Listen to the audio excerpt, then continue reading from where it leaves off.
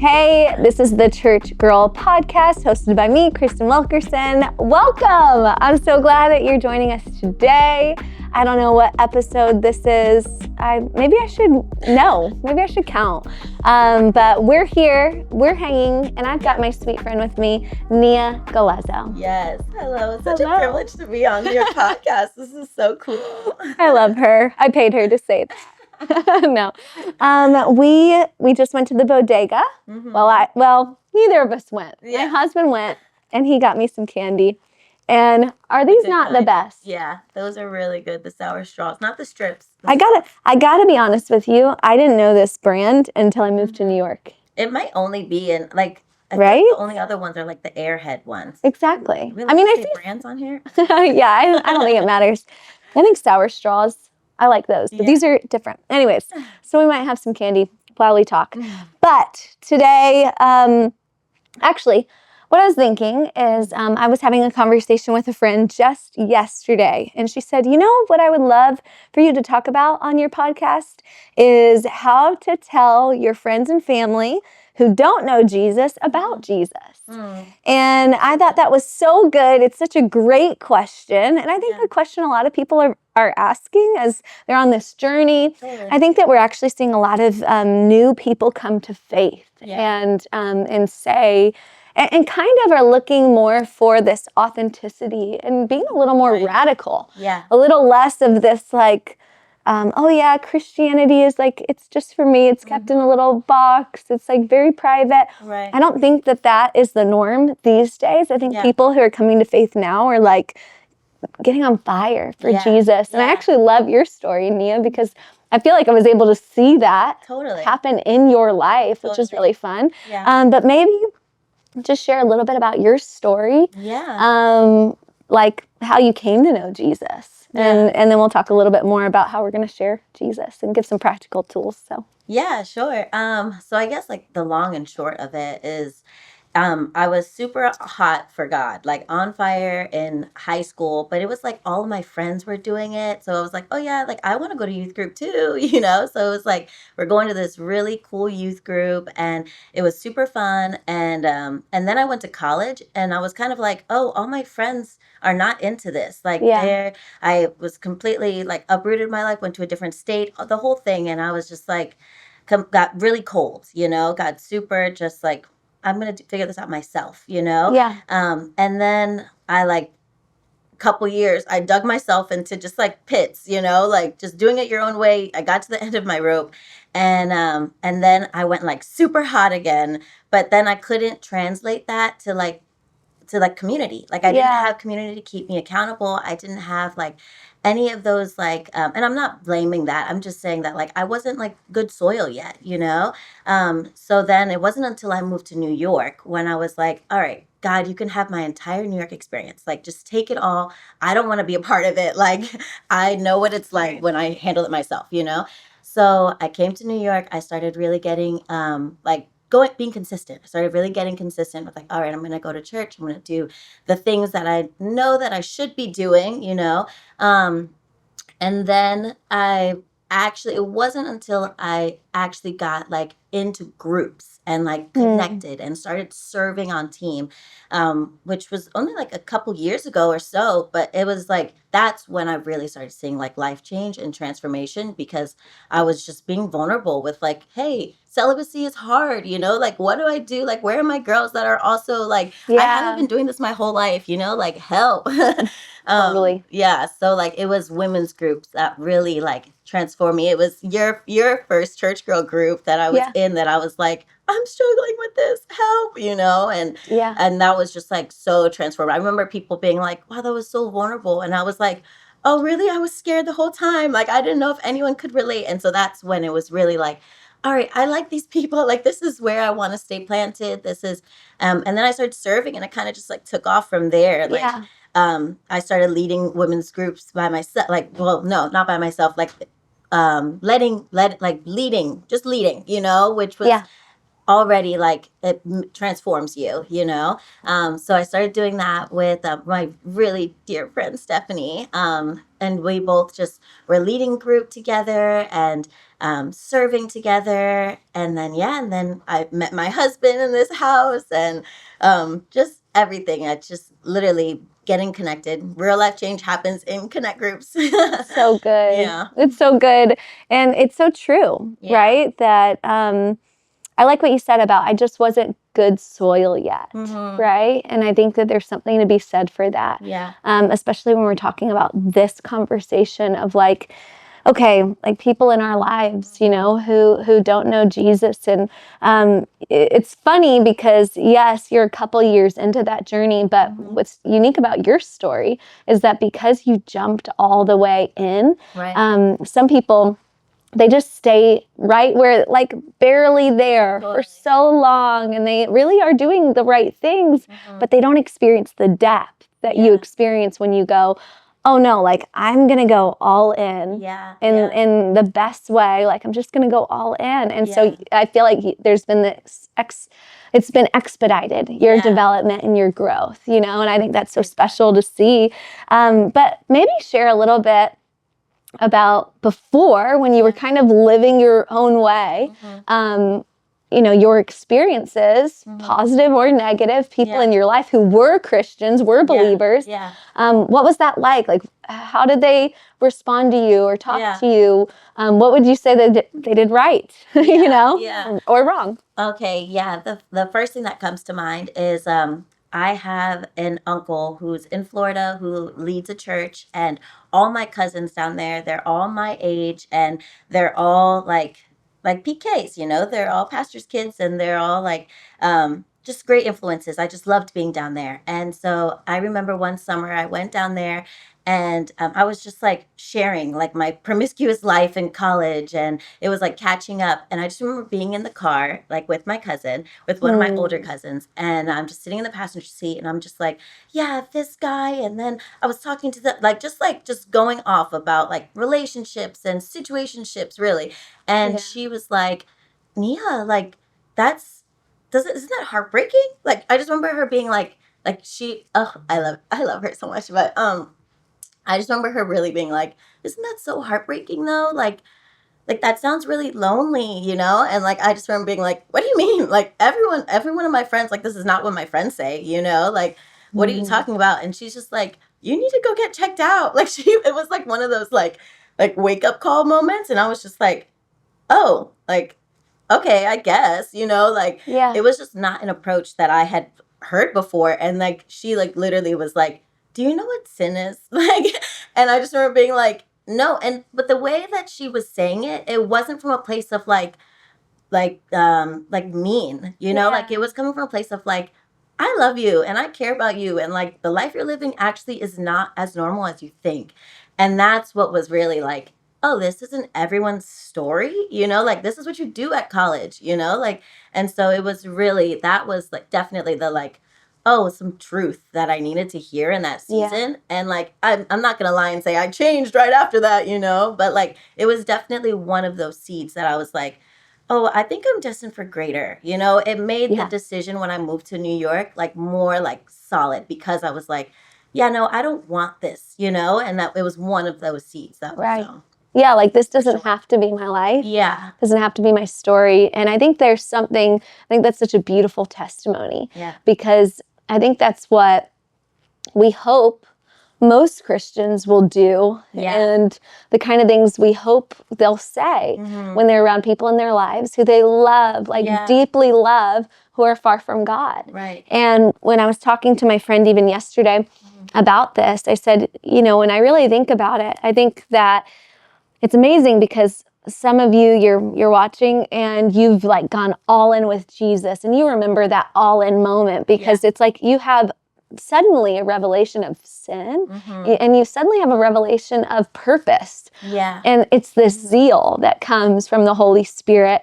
But that zeal, if not given time to mature, can unfortunately become kind of religious, a religious spirit.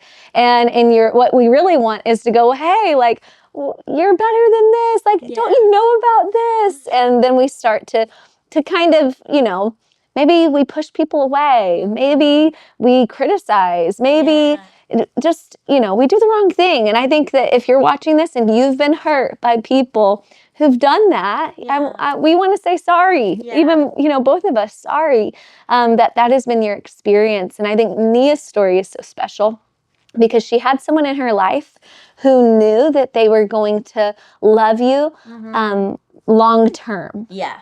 It wasn't like, oh, you're just a friend. You're just, someone I can ditch. You're an acquaintance. You're whatever. No, like this was your family. Yeah. And so she really said, hey, like I love Niah so much that I'm gonna share with her that she's made for more. Praise God, and she didn't speak to all, oh, that's so stupid. Or why would you, she didn't speak from this disdain or disgust.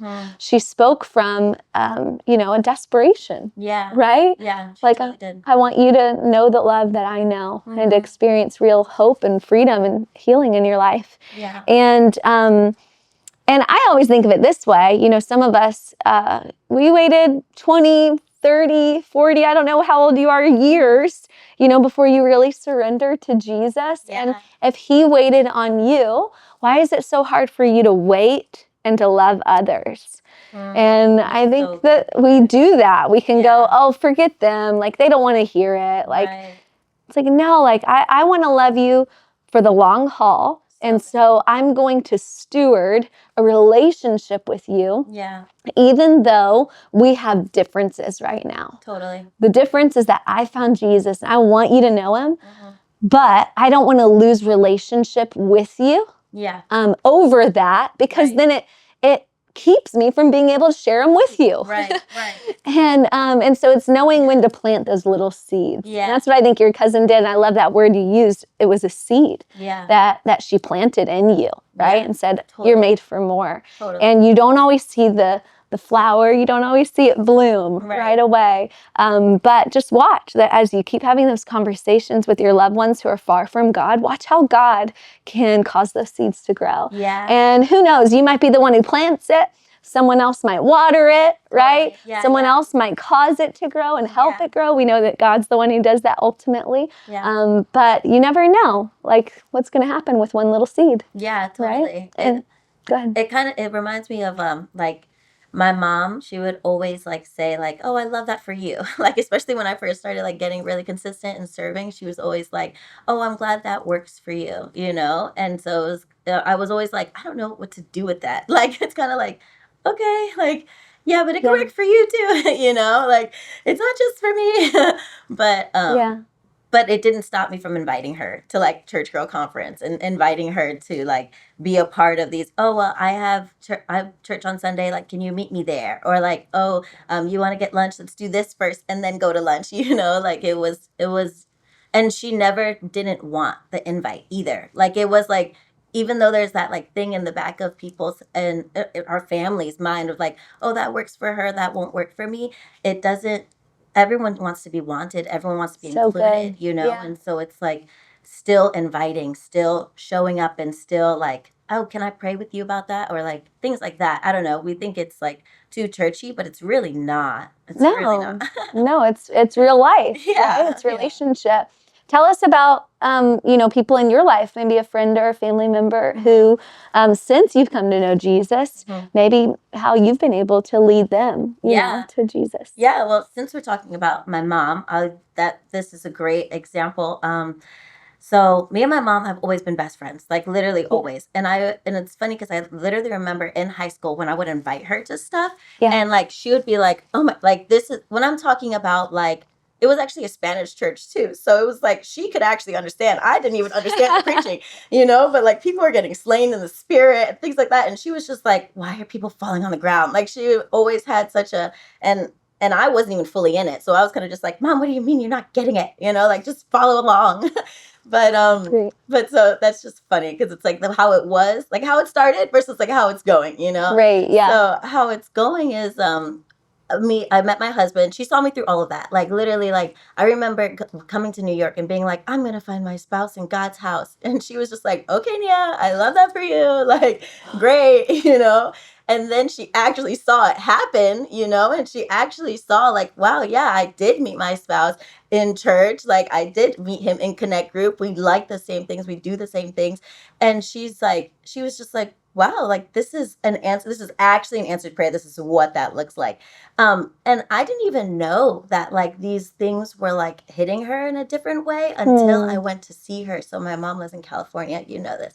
But we went to go see her, and we were like 4 hours or something away, but like we knew it was Sunday, and we knew like we're gonna go to church. You know, it doesn't matter where we're at. If we're on vacation or what, we're gonna be in God's house on a Sunday. And my mom, there was a church by my mom. And so like we woke up super early to get over there because we were like, no, like this is gonna be our meeting place. Like we're going to, if we're not gonna do anything today, we're gonna do this. Right. And so my mom met us there, and we're worshiping, and we're just like, this is just church, you know. Like me and Jodelle are just like, great, we made it here. This was it, you know. My mom's here, awesome. And then my mom, like, we're in worship, and the at the end of service, the salvation call was made, and my mom raises her hand, and I was like, and I was with my sister, and I just remember being like, oh my God, this is the moment. Like, this is it. And she raises her hand, and I instantly like grabbed my sister and was like, I'm going to take yours, right? Like, you're good. Like, if you need to like move or something, or like they call you to the front or something, like, and she raised her hand, she stood up, and she was sobbing at this point. I didn't even know it. Like throughout the service, I literally was like, and it just, I feel like that really speaks to like how God, like, he just took over, you know? Yeah. And then they end up doing like a altar call. So she ends up going to the front, gets prayed over in a prayer room, and we meet her in the front in like the lobby area at the end of service. And she was like, yeah, it just felt like it was time. And I just remember being like, oh my gosh, this might be the house you find your spouse, mom. You know, like really but like she was just like, yeah, it might be. And that was the most open I had, or she had been towards me about like all of it. And I just remember being like, wow, this is cool.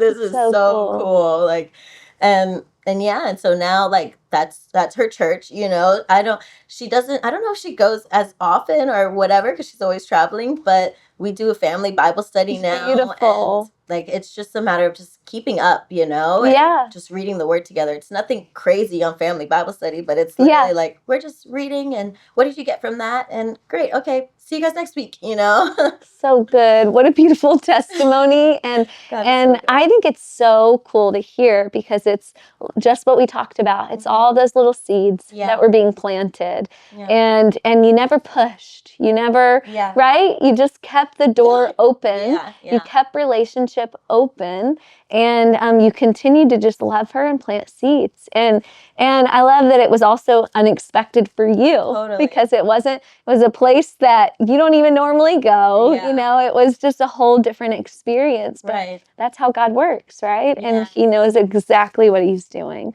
you know. And so I think it's encouraging for everybody watching today. Thank you so much for sharing that story and sharing all of this because I think it's very encouraging. It's very applicable to right now too. And if you're going through something right now, and maybe you really are like crying out to God for a friend or a family member, we want to encourage you, don't let up. Keep going, keep praying, keep interceding for them. And who knows, the seeds that you're planting, who knows when you'll see the fruit of it, when you'll see God do it. And so keep relationship. That's the one thing we'd encourage you. Keep relationship. Don't, call it off just because they're not quite there yet. Just keep showing up, keeping the presence of Jesus in someone else's life. And when you do that, when you are his presence and you don't push people just to the teachings, right? Because sometimes we can do that. Like you try to teach them into relationship with him. But all of the best parenting advice, marriage advice, is that it doesn't happen just because you tell someone a billion times. So true. You love them into obedience. You love them. And God loves us. into relationship with him, and he pursues us. And so, yeah, we're praying for you. We're believing that you're going to see God move in your family and your friends. And so I hope it was helpful. Thanks for joining. Thank you, Niah, for sharing. Thank you for having me. This podcast is amazing. You're amazing. I love you. I love the entire Church Girl network. And Yes. what it's going to turn, the blog, all of it. All of the things. Conference. We've got conference coming up. Yes. Niah, you'll like this. Niah actually leads our environments for Church Girl Conference. So all of the beauty of our conference and all the different things we do, she's the mastermind of that. And so, but it was just, a humble plug. Shout out my Girls in Environments team. Yeah. Literally. We have a great team. We have a great team. But hopefully, maybe we'll see you in New York City in May 16th and 17th, right here in New York City. But if not, we'll see you next time on the podcast.